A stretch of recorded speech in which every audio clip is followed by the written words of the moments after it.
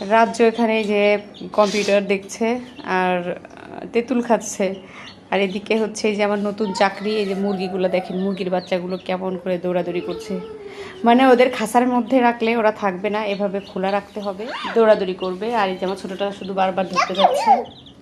আমার দুই ছেলে তো একদম মহা খুশি ওদের পেয়ে, ওদের নিয়েই খেলাধুলা শুরু করে দিয়েছে। রাজ্য তো ওদের পানি চেঞ্জ করে দেয়, খাবার দেয়, পেপার চেঞ্জ করে দেয়। আর ছোটটার অট্টহাসি শুনতে পাচ্ছেন আপনারা, ছোটটা কিভাবে হাসছে, ও এত খুশি।